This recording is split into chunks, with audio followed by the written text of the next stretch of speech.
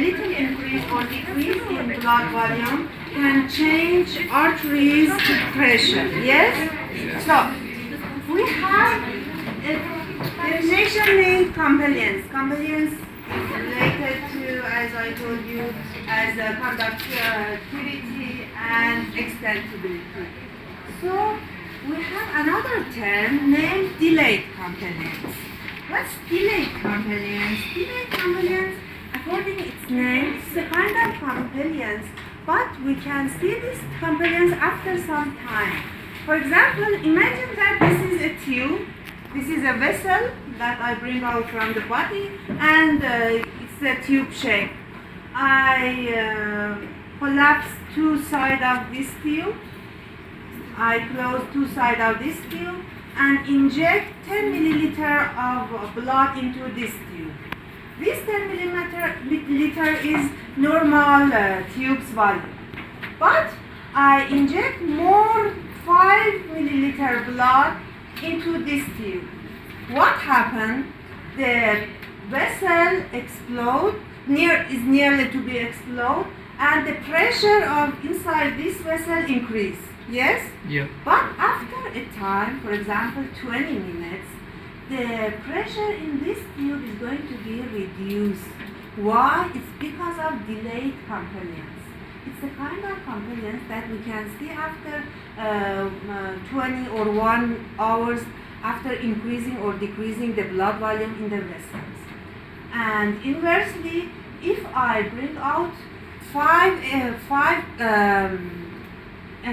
liter of blood. milliliter of thank you, blood from this tube, the pressure in this tube going to be reduced. But after some minutes, this pressure increase to reach to the base form. Here you can see, please see this. This is normal pressure of this tube, and in this point, I inject extra volume to this vessel. The pressure increase. The pressure increase at the moment of injection. But after some minutes, this pressure started to reduce. And reducing pressure, it means it's delayed compliance of this vessel. And also in this point, I bring out some blood from this tube vessel. And the pressure suddenly, at the moment, reduced from 8 to 2. Here you can see. But after some minutes, after some time, because of delayed compliance, the pressure also started to increase to reach to the base level. Okay? This is the compliance, and by the time we said that it's a delayed compliance that we can see in the tubes to keep a vessel in a pressure range, in its pressure range. Because we need pressure in the vessels, and by this delayed compliance we can the pressures can be in the normal range for this homeostasis. We have another term named pulse pressure. Pulse pressure here is a difference between systolic and diastolic pressure named pulse pressure. Systolic pressure is 120. Yes? Diastolic is 8. Diastolic pressure is 18. So pulse pressure is, yes, 40. Yes? Mean pressure, no. Pulse pressure is systolic pressure minus diastolic pressure, according to this one. The difference between systolic and diastolic pressure is pulse pressure. Normally it's 40 millimeter of mercury, yes? And this is very important for finding the heart function or vessels function. Let's see why it's important. These situations. Please see, this is pulse pressure in normal situation. The diastolic and systolic pressures. Diastolic and systolic pressure varies between 80 to 120 millimeter of mercury. Yes? But this is the same as I told you, arteriosclerosis. Did you remember from last session? What is arteriosclerosis? When the vessels stiffness. Yes, stiffness and hardening of the vessels. Yes. And what happened during arteriosclerosis to pulse pressure? Here you can see. What happened? They lose their elasticity. Which one? Which one increased? This one or this one? This is good. Systolic. Why? Can you tell me why during hardening the vessels wall we can see higher systolic pressure and also higher pulse pressure? Why?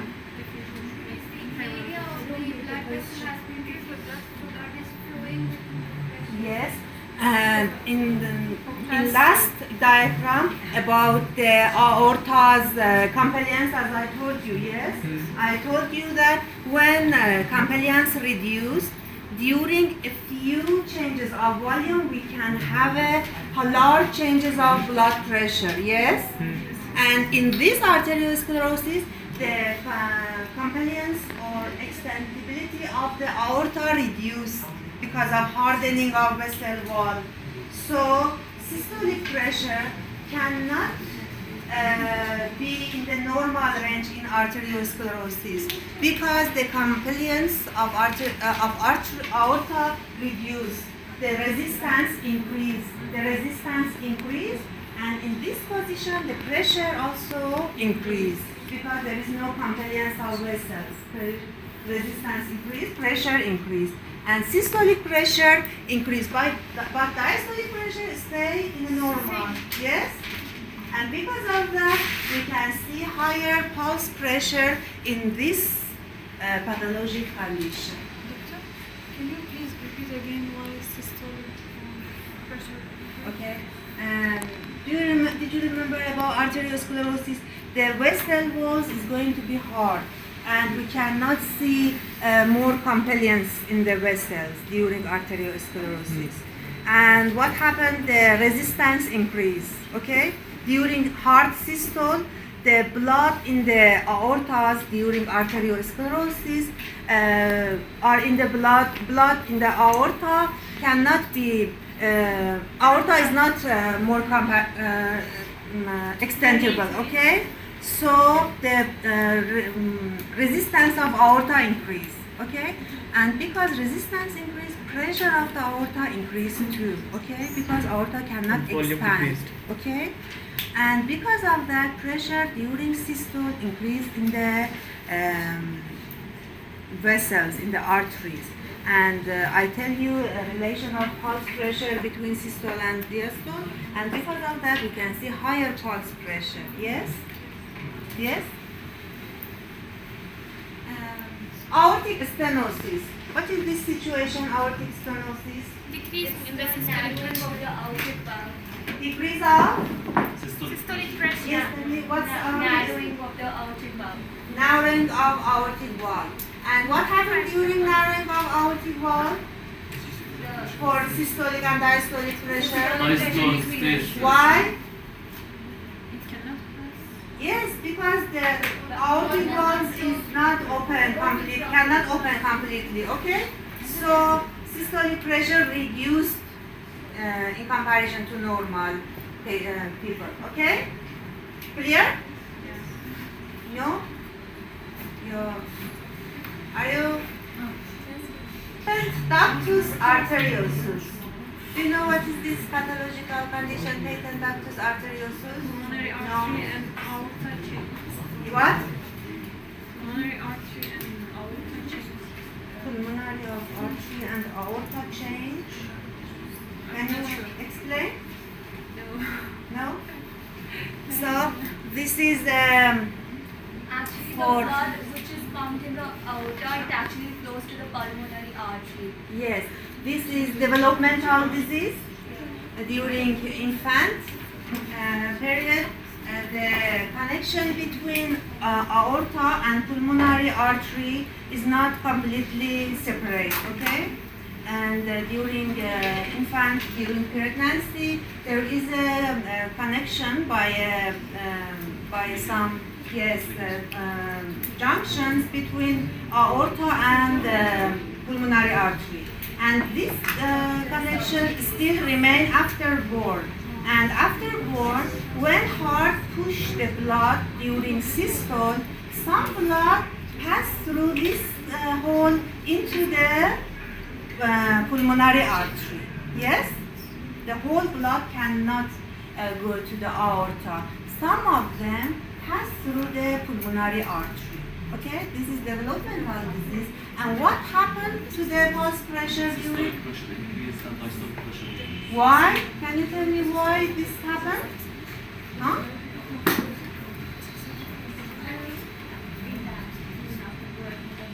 Pressure. Some bloods are directed to the pulmonary, Yes. so meaning it has wide range of two things to go out, and only one it comes to the aorta bag, so it's very less in compared to The the heart first has one. to increase the stroke volume. What?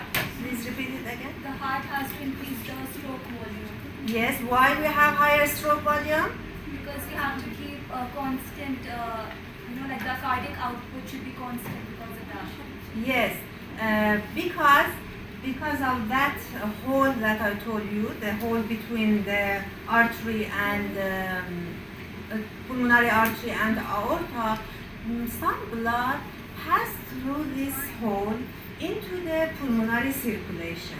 So the whole blood that is in the pulmonary circulation is more than normal. Yes? Yes? Some blood that should be in the pulmonary circulation, because some of them come from the systemic circulation, is more than normal. So this higher blood in the pulmonary system back to the heart and increase the diastolic pressure, because if you remember, in the Starling forces, we have Starling forces in the heart, yes? Frank Starling forces in the heart, yes? Because the Frank Starling forces in the heart, the relaxation or the stretching of the heart increase the heart's forces for contraction, yes?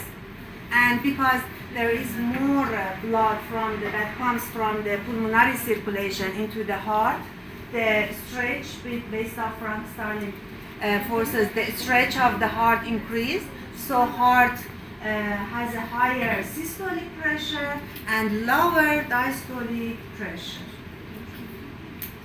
Yes? The last one is aortic regurgitation. What's the meaning of aortic regurgitation? What? Backflow, yes. What is this meaning? It's against aortic stenosis. Aortic stenosis is not opening the aortic valve. Aortic regurgitation is completely open, not closing the aortic valve. Aortic valve cannot close. Yes? It's against with each other. Aortic stenosis and aortic regurgitation. During aortic regurgitation, aortic valves cannot close. So what happened to pulse pressure? Systolic pressure is high and diastolic pressure is low. Yes. Why? The blood enters the aorta. So During the pressure- systole? During systole and the pressure increases, but Yes. because the valve is open, it returns to the valves of the heart. Yes. During systole, imagine that during systole the blood passes through this aortic valve into the aorta. But aortic valves cannot close. So some blood during diastole back through this valve, open valve to the ventricle. Okay? During diastole, some of the blood that was in the aorta back to the ventricle. Yes? And for the next systole, heart should pump the blood more than normal, because some of them backed from the last heartbeat. Yes? And because of that, the systolic pressure increased. And diastolic pressure, this figure is not so correct. Diastolic pressure stay in the normal. Stay in the normal position most of them is related to the systolic pressure. Systolic pressure increase. Diastolic pressure a little decrease. A little we can see diastolic pressure reduction. But there is one more differences between this aortic regurgitation by another diagrams. We cannot see this incisura. All of them has a kind of incisura. You see? But aortic regurgitation hasn't it. Why?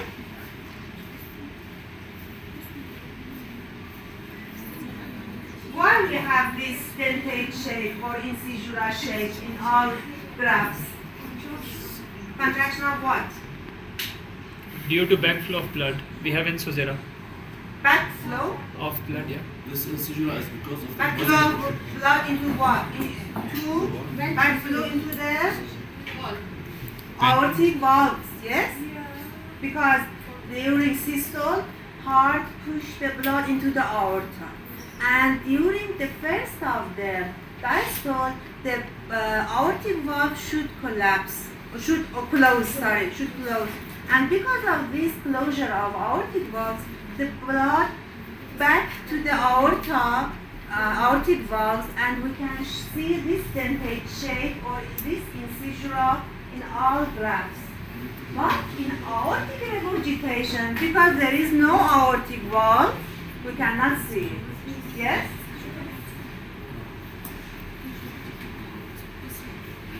Do you understand? Is it clear? This exaggeration is due to the closure of the aortic Valve, yes. But in the aortic regurgitation, there is Aortic valve. Aortic valves cannot close. It's open always. Turbulence flow in the aortic regurgitation.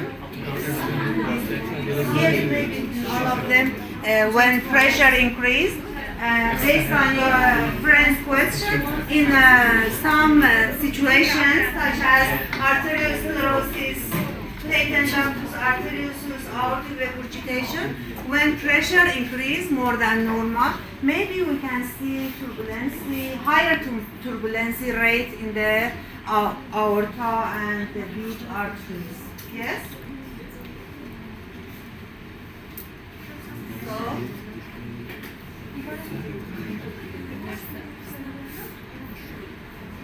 we talked about this. Pulse pressure can be changed by changing of stroke volume. Do you remember stroke volume from heart topic? Yes? Yes? Stroke volume. Did you have heart? Yes. Stroke volume, is it clear? Yeah. Familiar to you? Yes. 70. Yes. Increase in stroke volume increases pulse pressure, and decrease in stroke volume decreases pulse pressure. It's obvious to you, yes? Another factor that affects pulse pressure is arterial compliance. We talked about this. Reducing arterial compliance, what happened to by reducing arterial compliance? What happened to the pulse pressure? Increase. Yes, thank you. And vice versa, increasing arterial compliance reduce pulse pressure. This is the relation of stroke volume and arterial compliance to the pulse pressure.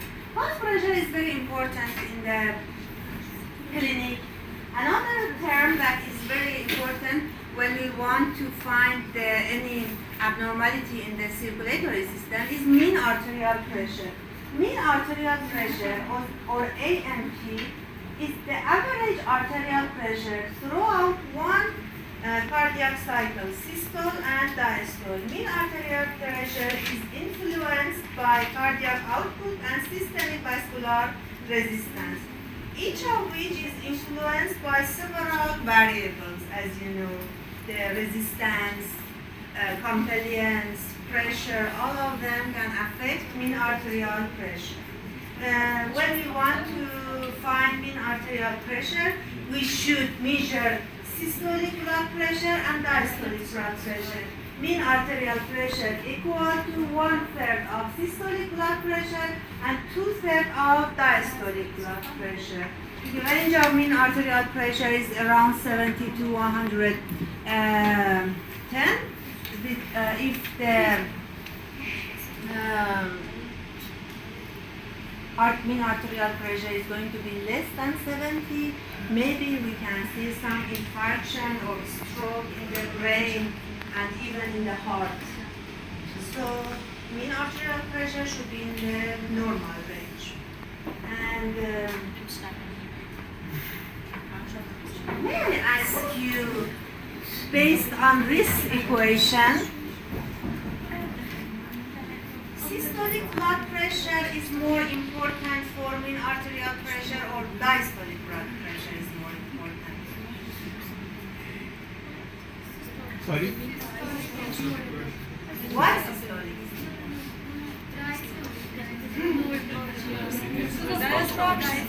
Huh? Yes, I tell you for mean arterial pressure. Do you think systolic is more important or diastolic? That's Why? because it is 2/3 of the Why in this equation we put 2/3 of diastolic based on heart contraction rates and timing? Because the timing of diastole is yes, diastole, yes, because the timing of diastole is longer. Yes, thank you. And because of that, for mean arterial pressure, diastolic blood pressure is important for us. Do you get it? Yes? No?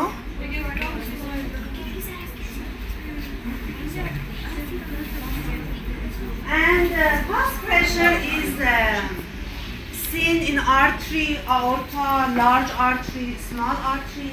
But when we reach to the arterioles and capillaries, there is no pulse pressure.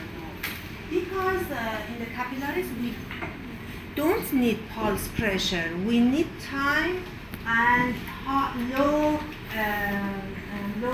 velocity for changing gases, changing glucose between the inside of capillary and interstitial fluid. Yes, and because of that, in the capillary, the speed of blood flow, the speed and blood flow is going to be minimum, and also we cannot see pulse pressure. But in some pathological condition or during exercise, maybe pulse pressure can be seen in these capillaries. And in the clinic, when we want to see if there are pulse pressure in the capillary, we use the blood perfusion under the nail. We apply pressure to the nail, to the tip of nail, head of nail, until the blood perfusion under the nail is going to be less, and we see pale color. Yes, thank you. Pale color under the nail. Yes. We apply pressure approximately near to 10 seconds, and then release our hand, and see this pale color under the nail going to be pink, okay? And if there are a capillary pulse pressure during systole and diastole, we can see some beats under the nail when they are going to be from the pale into the pink. Something is seen during systole and diastole. If you do exercise and your heartbeat increase, you can do this experiment and see the pulse pressure of your capillaries by this method under your nail, okay? But normally we cannot see. And if we see this pulse pressure in the capillary, it means that there are something wrong, such as hypertension, compliance reducing, yes? Any question? No? No. No. Okay. We talked about the resistance of each vessel last session. I told you that the aorta has large elasticity and low smooth muscle. But when we are going to reaching to the arterioles from aorta, large artery, small artery, and arterioles, the ratio of this change. The smooth muscle increase and the Elasticity elastic decrease. fibers decrease. Yes, and this showing the resistance and compliance of the these vessels. Aorta has highest compliance because of highest elasticity. Arterioles has lowest compliance among arteries because highest smooth muscle. Yes. So. Next topic is measuring the blood pressure. Okay? Are you ready? At first, let's see a video. I will show you a video that shows the blood pressure, how we can measure blood pressure, and then I will tell you the point wise.